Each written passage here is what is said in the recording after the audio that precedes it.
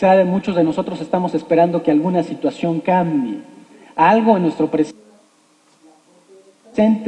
quizá en el trabajo, o algo que el día de hoy se mira oscuro, esperamos que el día de mañana se vea más claro. Habrá quizá algunas circunstancias que están más o menos en nuestro control. Algunas personas yo he escuchado decirles, yo no necesito de Dios. Dicen, yo no necesito esa muletilla o esa muleta para que me vaya bien en la vida, para tener éxito, para mi trabajo, mi familia. Lo he escuchado decir a algunas personas. Pero ¿qué pasa cuando hay circunstancias o situaciones que están fuera de nuestro control? Y hablo de quizá una enfermedad, hablo de una separación o de una pérdida. Es ahí donde cobra sentido la esperanza. ¿En quién confiamos? La esperanza, por definición, es un regalo de Dios. Es una fuente de fortaleza y aliento para enfrentar las dificultades y las pruebas más difíciles de la vida. ¿Te has puesto a pensar cómo sería la vida sin esperanza? Quizá no habría sentido, no tendría mucho propósito las cosas que hacemos y cómo lo hacemos. Imagina, por ejemplo, un matrimonio sin esperanza. El pastor muchas veces hace el comentario, ¿no? Ahí la pareja y el pastor orando por ellos y que lo que unió Dios no lo separe el hombre. Pero ¿qué pasaría si en la cabeza de ellos, ¿verdad? En la pareja, en ese matrimonio, alguno está pensando, no creo que esto dure, no va a funcionar. ¿Qué propósito? O bien, ¿qué sería de un enfermo sin esperanza? O un adicto. O la propia condición nuestra del pecado sin esperanza. La palabra esperanza, entonces, aquí vamos a ver que se relaciona con el creer, con el depositar nuestra confianza y nuestra fe en algo o en alguien. Déjenme darles un ejemplo sencillo. Por ejemplo, cuando era yo niño, o cuando somos más jóvenes quizá, los niños creemos en Santa Claus, en los Reyes Magos, y bueno, por cierto, a mí nunca me quedaron mal, pero el tema es, el creer es ponerle esperanza en que vamos a recibir algo, ¿no? Que vamos a recibir algo, muchos regalos en estas fechas. Esa es una manera de depositar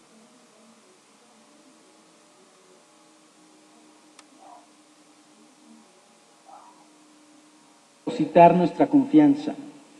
Otro ejemplo, quizá cuando un joven le dice a otra joven, nunca te voy a dejar, está depositando su confianza o la esperanza en esa palabra, le está creyendo a esa persona. O bien algo más complicado, ¿qué tal cuando hablamos de una persona que tiene un concepto quizá diferente de Dios y piensa que quizá que Dios es un Dios vengativo y un Dios sin misericordia, un Dios lejano? ¿Acaso es esto un ejemplo de fe? Sí, claro que sí, es creer, pero quizá es una fe mal enfocada, ¿no? Es un concepto erróneo, pero el propósito de estos tres ejemplos es mostrar que nuestra esperanza se puede utilizar también la palabra creer o depositar la fe. Pero ¿sabes cuál es lo más importante en estos tres ejemplos? ¿Cuál es el objeto de tu fe? ¿Cuál es la fuente de tu esperanza? ¿Alguna vez has escuchado a alguien decir, tengo mucha fe?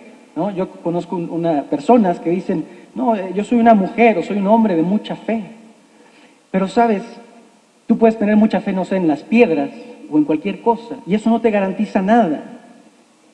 El resultado de la fe depende qué tan confiable es el objeto, en quién o en qué cosa estás depositando tu fe. Si te equivocas en ese objeto de tu fe, pues estás desperdiciando quizá el tiempo y tienes que reenfocarte. Este mensaje se titula La fuente de la esperanza.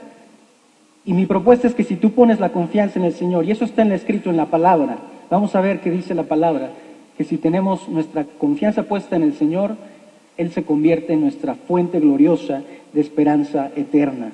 Entonces Dios te ofrece 5 garantías que el apóstol Pedro menciona en este pasaje que acabamos de leer. Y te invito allí que llenes en tu boletín la primera garantía que Dios nos ofrece al poner nuestra confianza en Cristo es una esperanza viva. Dios te ofrece una esperanza viva. Dice así el pasaje: alabado sea Dios, Padre de nuestro Señor Jesucristo, por su gran misericordia nos ha hecho nacer de nuevo mediante la resurrección de Jesucristo, para que tengamos una esperanza viva. La fuente de la esperanza que nosotros tenemos en Cristo es 100% confiable. Dios es tan real como cualquier otra persona que tú conozcas. Y yo no sé si en este año que está terminando, te has puesto a pensar tenido esta experiencia, Dios te ha mostrado que solamente hay una persona que nunca te va a fallar. Y Él es el Señor, Dios, ¿no? Quizá lo aprendimos, y yo lo aprendí hace algunos años, poniendo mi confianza en las personas, en algo que se perdía. El mundo te va a fallar. Las personas te vamos a fallar. Aún nuestros padres, aún cuando nos aman, se equivocan, son falibles. Pero Dios, solamente Dios es fiel. Dice el verso 1, elegidos según la previsión de Dios. Elegidos. Dios está pensando en ti y en mí antes de que nosotros pensemos en Él. Cuando quiere decir elegidos según la previsión de Dios, dice previo al conocimiento. Esto significa, Él nos tenía en su mente. ¿Para qué? Para ser escogidos a salvación, para seguir a Cristo y ser redimidos. La palabra redención nos liberó de una condenación del pecado para darnos una nueva vida. ¿Cómo? Mediante la resurrección de Cristo. Tenemos la confianza de que nosotros tenemos vida y tenemos vida eterna porque nuestro Señor y Salvador, el que prometió la vida, resucitó, porque Él vive. Y entonces nosotros podemos también saber que hay vida después de esta muerte. Y porque Él vive, nosotros viviremos. Quiero que leamos ahora un relato en el Evangelio según Lucas de una persona que también estaba esperando un milagro, así como quizá tú o yo. Y es muy interesante, porque déjame ponerte un poco en contexto. Lo que se está escribiendo aquí es, en el Nuevo Testamento, por supuesto, en la época en que el Imperio Romano tenía control sobre Jerusalén y por supuesto había mucha injusticia social, se tenían que pagar impuestos y bueno, no era una situación muy agradable, quizá una situación de crisis, quizá como ahora. Y dice el relato Lucas capítulo 2, versos 25 al 32. Ahora bien, en Jerusalén había un hombre llamado Simeón, que era justo y devoto y aguardaba con esperanza la redención de Israel. El Espíritu Santo estaba con él y le había revelado que no moriría sin antes ver al Cristo del Señor. Interesante. Movido por el Espíritu Santo, fue al templo. Cuando al niño Jesús lo llevaron sus padres para cumplir la costumbre establecida por la ley, Simeón lo tomó en sus brazos y bendijo a Dios y dijo estas palabras: según tu palabra, soberano Señor, ya puedes despedir a tu siervo en paz, porque han visto mis ojos tu salvación, que has preparado a la vista de todos los pueblos, luz que ilumina a las naciones y gloria de tu pueblo Israel. Preciosa palabra. Un hombre que estaba poniendo su confianza en el Señor, en lo que Dios había prometido en su palabra profética acerca de un Salvador. Y estamos hablando del niño de Jesús en brazos de sus padres. El Señor no defrauda a los que en Él confían y esperan en Él. Cristo es nuestra esperanza viva. Y Jesús mismo dijo: yo soy la resurrección y la vida. El que cree en mí vivirá, aunque muera. Y todo el que vive y cree en mí no morirá jamás. ¿Crees esto?, le preguntó Juan a María, ahí en el Evangelio de Juan. Lo cual nos lleva a esta segunda garantía de si nosotros ponemos nuestra confianza en el Señor, Él nos ofrece una herencia permanente. Dios nos ofrece una herencia permanente. Y dice el pasaje, para que tengamos una esperanza viva y recibamos una herencia indestructible, incontaminada e inmarchitable. Yo sé que algunos de los que están aquí, algunas personas, han perdido en este año a un ser querido. Y no hay un dolor más profundo. En realidad, estoy seguro que no hay palabras, aún a veces humanas o aún del pastor, pero sí hay consuelo y esperanza en el Señor. Y Dios quiere hablar a sus corazones y Dios les dice a ustedes que tal herencia está reservada en el cielo para nosotros, una herencia que no se pierde, indestructible, incontaminada e inmarchitable. En palabras del apóstol Pablo, dijo: pues sabemos que cuando se desarme esta carpa terrenal en la cual vivimos, es decir, cuando muramos y dejamos este cuerpo terrenal, tendremos una casa en el cielo, un cuerpo eterno hecho para nosotros por Dios mismo y no por manos humanas. Esa es nuestra esperanza.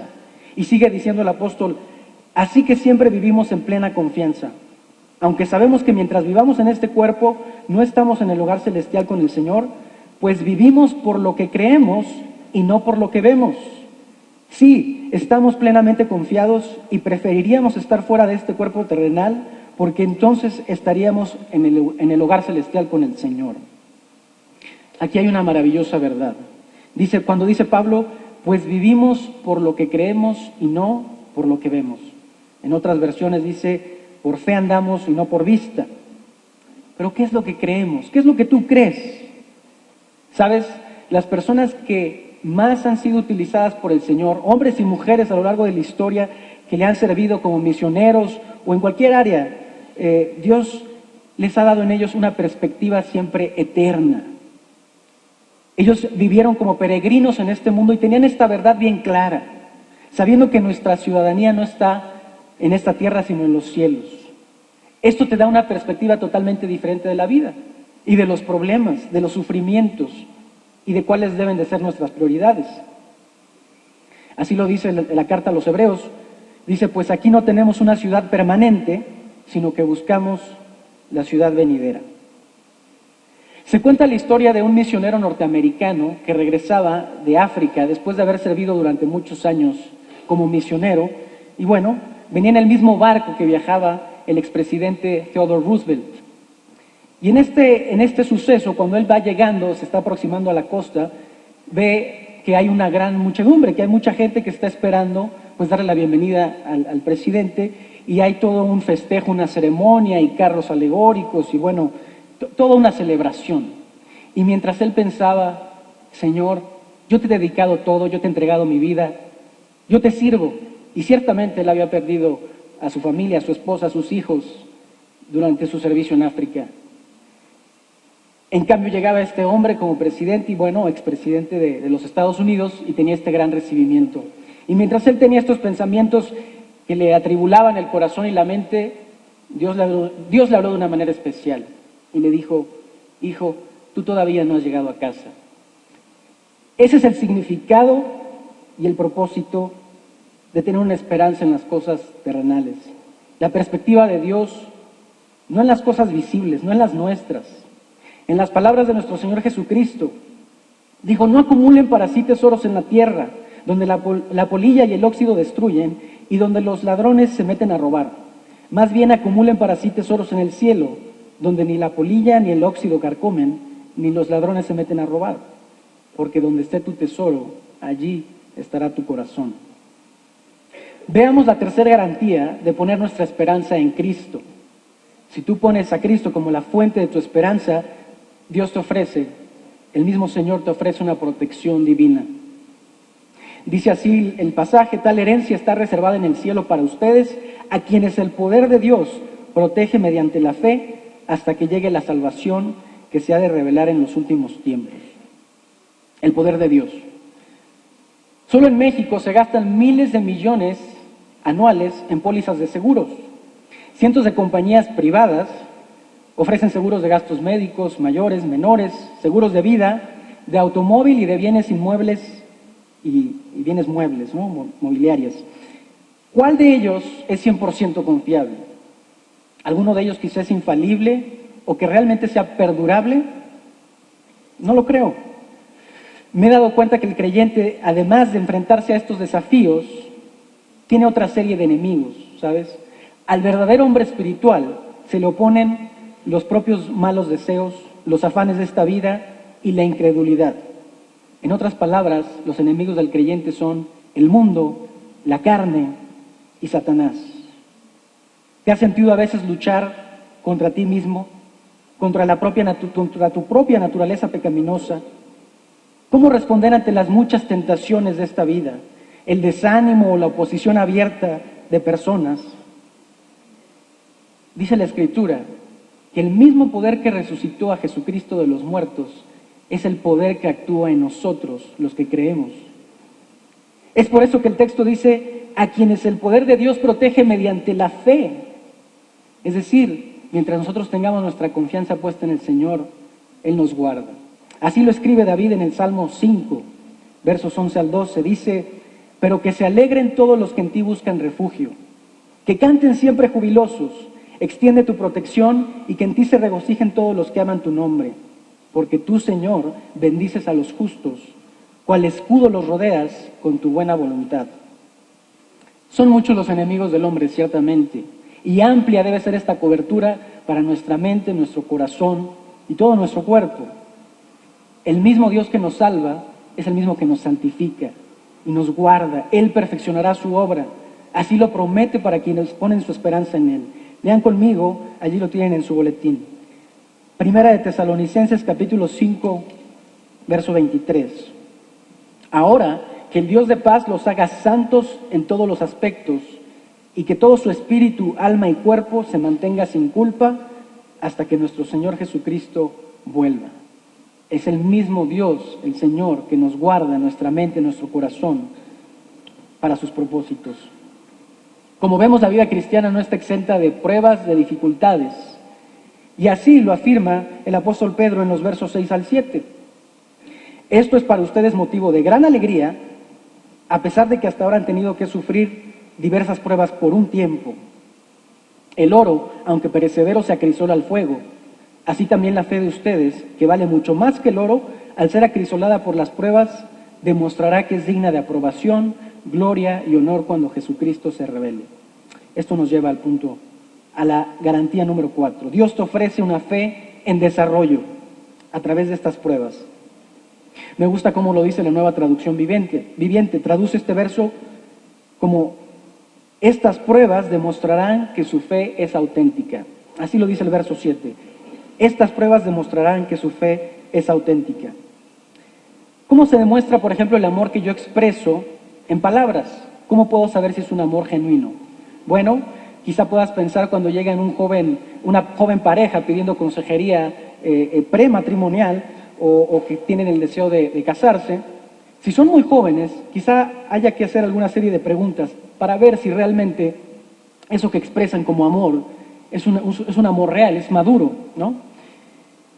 ¿Cómo sabemos? Quizá habrá que tomar en cuenta que si perdura, que si se mantiene, que si ante las fallas o las faltas del otro, ante los errores propios, se mantiene confiando, se mantiene durante las pruebas.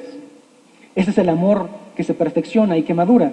Y de la misma manera con Dios tenemos esa confianza y confiamos que aun cuando atravesemos por valles, nos mantenemos creyendo, oyendo su voz.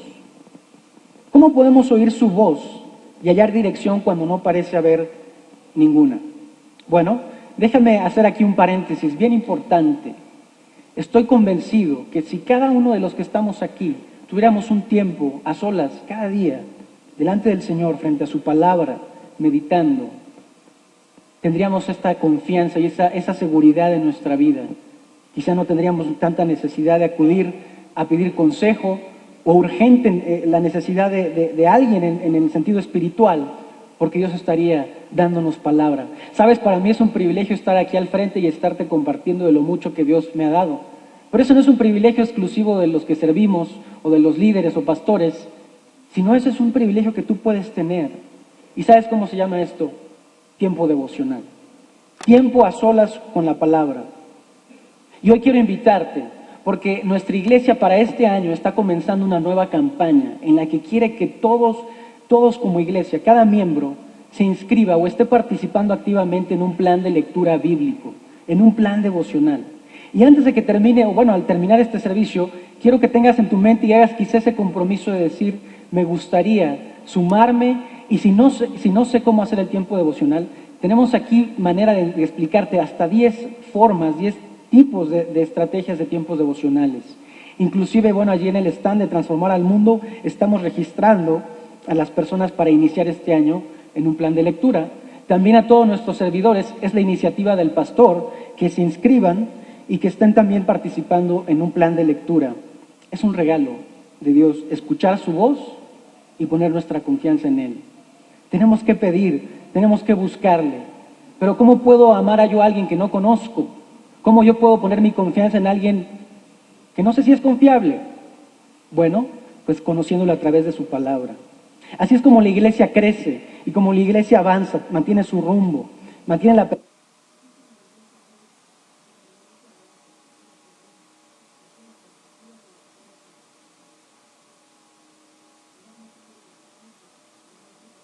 perspectiva ante las pruebas y adversidades. Finalmente quiero compartirte una última garantía de poner tu esperanza en el Señor. Si así lo haces, os alegráis con gozo inefable y glorioso, obteniendo el fin de vuestra fe, que es la salvación de vuestras almas. Cristo se ha revelado a nosotros. Ese es el regalo más extraordinario y la esperanza más gloriosa. Lo hemos conocido y tenemos la certeza de que un día también le veremos. Hemos dicho que si Cristo es la fuente de nuestra esperanza, entonces tendremos una herencia eterna, tendremos seguridad divina, una fe que se desarrolla aún en medio de las pruebas. ¿Por qué? Porque Cristo es nuestra esperanza viva. Muchos otros, antes que nosotros, creyeron y pusieron su confianza en el Señor, en el Salvador, en Jesús. Aún en brazos, como veíamos en este relato de Lucas, en brazos de José y María, llevando apenas al niño a presentarlo al templo. Y se alegraron de ver el milagro de Dios. Es decir, había sucedido allí algo especial. El mismo Señor Jesucristo dijo que el primer padre, el que conocemos como el padre de la fe, el primer llamado para construir una nación, la nación de Israel, había puesto su confianza en Él. Eso lo dice el Evangelio de Juan. En palabras de Jesús, hablando a los judíos, les dijo: Abraham, el padre de ustedes, se regocijó al pensar que vería mi día, y lo vio y se alegró. Me encanta. Abraham, miles de años antes de que viniera Cristo, dice Jesús, al pensar que vería mi día, dice, se regocijó, y dice, y lo vio y se alegró. Veíamos la historia de Simeón, este hombre que esperaba devotamente a la venida del Salvador, la redención de Israel. En ese mismo evento, y me gustaría ir atrás, volver a Lucas, el capítulo 2, en ese mismo suceso estaba también allí una mujer que esperaba la respuesta de Dios. Y voy a leer solamente lo que el relato continúa diciendo, el Evangelio de Lucas. Una vez que Simeón dio estas palabras de alabanza y de gratitud al ver al Señor Jesucristo en brazos de sus padres, dice el versículo 33, el padre y la madre del niño se quedaron maravillados por lo que se decía de él. Simeón les dio su bendición y le dijo a María, la madre de Jesús, este niño está destinado a causar la caída y el levantamiento de muchos en Israel y a crear mucha oposición, a fin de que se manifiesten las intenciones de muchos corazones. En cuanto a ti, una espada te atravesará el alma. Y continúa el relato. Había también una profetisa, Ana, hija de Penuel, de la tribu de Aser. Era muy anciana, casada de joven, había vivido con su esposo 7 años y luego permaneció viuda hasta la edad de 84 años. Nunca salía del templo, sino que de día, de noche, adoraba a Dios con ayunos y oraciones. Es interesante que en aquella época las mujeres, cuando se quedaban viudas, una de las tareas de la iglesia era acoger a los huérfanos, a los extranjeros y a las viudas y mantenerlos, suplir sus necesidades. En cambio, la mujer que enviudaba ofrecía sus servicios al Señor, se dedicaba completamente al templo. ¿Cómo? Con oraciones y ayunos. A lo mejor ustedes pensarán, en realidad eso es mucho. Claro que sí, si toda esta iglesia orara por nuestros líderes, orara por los ministerios, Dios bendeciría con poder los propósitos, aún más de lo que ya hace. Y miren, continúa diciendo el relato, que estando ella allí, llegando los padres de Jesucristo, llegando en ese mismo momento, Ana dio gracias a Dios al ver al niño y comenzó a hablar del niño a todos los que esperaban la redención de Jerusalén. Nuevamente, una persona que estaba esperando en la palabra de Dios, en toda la profecía de que habría de venir uno que salvaría a su pueblo. Pero ¿qué es lo que vio esta mujer anciana? ¿O qué es lo que vio Abraham? Ellos vieron lo mismo que tú y que yo.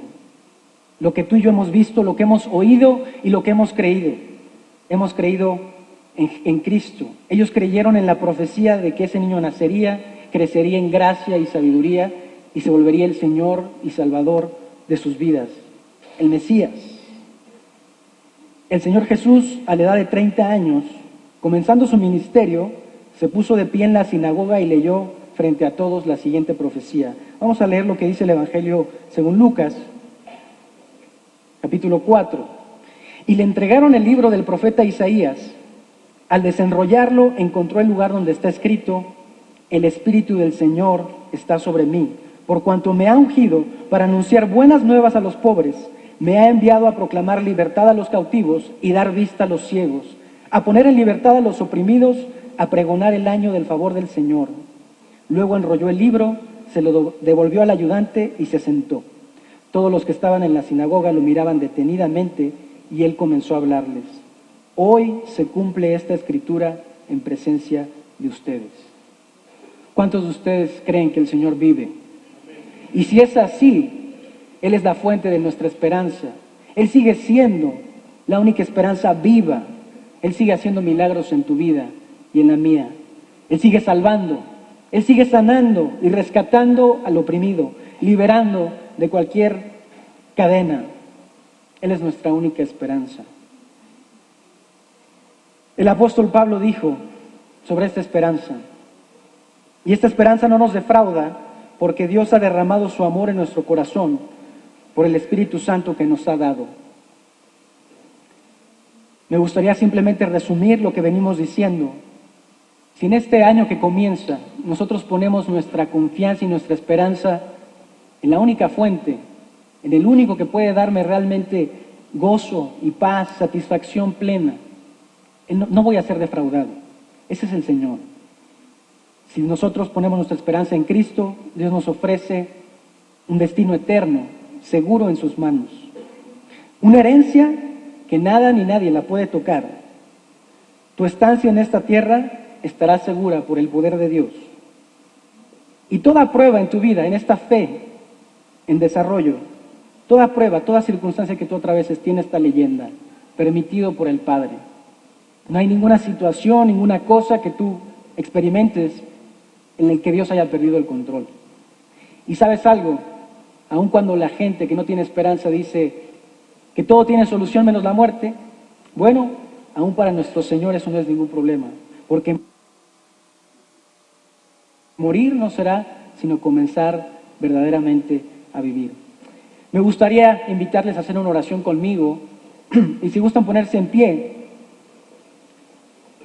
y recordarles también que estamos por comenzar este año y el próximo miércoles tenemos un servicio especial, miércoles 31 a las 6 de la tarde. Estaremos también compartiendo un mensaje importante sobre la esperanza, una esperanza para un nuevo año.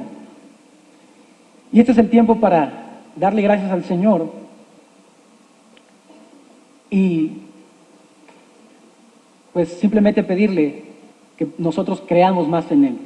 Él está allí, siempre dispuesto, y podemos crecer en este compromiso, como les hablaba sobre el tiempo devocional. No olviden, si quieren pasar al stand de Transformar al Mundo al finalizar el culto, pueden hacerlo. Vamos a orar. Padre, gracias, Señor, porque hemos escuchado tu palabra. Señor, ¿a quién iremos, Señor, si solamente tú tienes palabras de vida eterna? Señor, tú eres nuestra única esperanza. Gracias porque hoy está aquí tu iglesia reunida, Señor. No hemos venido a ver a nadie sino a ti, Señor. Queremos escucharte a ti, Señor. Queremos ser llenos de ti. Señor, te adoramos y te alabamos porque tú eres fiel. Padre, permítenos creerte, permítenos depositar toda nuestra fe, nuestro corazón, Señor, nuestra vida, Señor. Bendecimos la vida de estas familias aquí representadas, Señor, sus proyectos, sus trabajos, sus planes, Señor, a futuro. Ten misericordia, Señor. Y también ruego, Señor, por aquellos, Señor, que aún vagan sin esperanza, Señor, y que no te conocen, Padre. Permítenos ser nosotros hoy los mensajeros de las buenas nuevas, Señor, porque tú vives, Señor, y tú sigues obrando por medio de nosotros. Gracias, Señor, por ese precioso mensaje de salvación, porque tú vives y nosotros hemos creído que tú eres el Cristo, que tú eres el Salvador de este mundo, Señor. No hay problema, no hay dificultad, Señor, en la que tú no tengas control, Señor, y esperamos en ti, porque tú eres nuestra esperanza eterna. Te alabamos y te bendecimos en Cristo Jesús. Amén. Pueden tomar su asiento. Vamos a tener una participación de nuestro coro. Son mujeres del ensamble a capela y es nuestra última participación del año, y yo doy gracias a Dios por la vida de cada una de ustedes, porque aunque con deberes en el hogar,